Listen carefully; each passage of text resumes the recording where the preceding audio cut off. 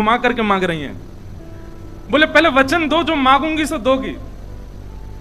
किशोरी जी बोली दूंगी। ललिता जी को बड़ा श्रम है। बोले ऐसे क्यों कर रही है ये? बोले दूंगी दूंगी दूंगी, तू मांग ले, कहा चाहिए। विशाखा जी सब सखियों के मध्य खड़ी होकर के बोली, आपके सदा हृदय में रमण करने वाले आपके हृदय विहारी श्यामजू, उनको मुकुट दान कर दो, उनको मुकुट दान में देते हो, आपके लाडले लाल मुकुट दान में मिल जाए, ऐसी कृपा कर दो। सखियों के नेत्र सजल हो गए, सामने किशोरी जी के नेत्र बंद हो गए, नेत्रों से अश्रु छलकने। ललिता आदि ने अपने हाथ आगे बढ़ा दिए और सब विशाखा को क्रोध में भर करके देख रहे हैं। ललिता जी बोली, अरे विनोद कर रही है श्री जी, आप क्यों नहीं नहीं नहीं, यानी 3 बार वचन मांगो है। विशाखा तू विनोद नहीं कर रही ना? विशाखा जी बोली, बिल्कुल विनोद नहीं कर रही हूं, आपके हृदय के बिहारी लाल जी को सदा के लिए मोह दे दो, यही दान चाहिए। किशोरी जी अपने आसन से खड़ी हो गई और बगल में विराज रहे ठाकुर जी को हाथ पकड़ करके विशाखा के हाथ में दे दियो और अपने सिंहासन पर विशाखा को विराजमान कर दिया और स्वयं बगल में चंवर लेकर के किशोरी जी खड़ी होंगी। ये दृश्य देख करके सबका हृदय फटने लगा। ये कैसे कर सके विशाखा?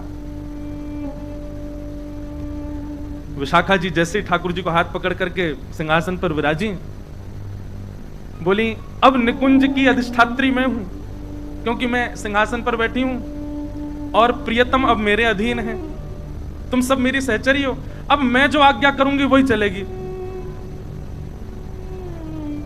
हे किशोरी जी,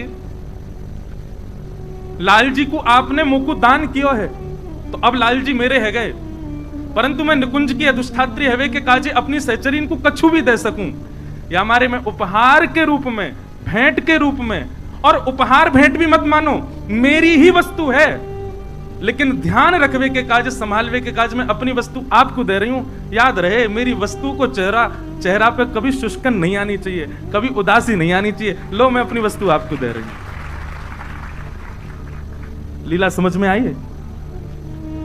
विशाखा जी अगर सीधे मांग लेते कि आप ठाकुर जी से मान नहीं करो, तो वस्तु तो ठाकुर जी किशोरी जी के हैं ना।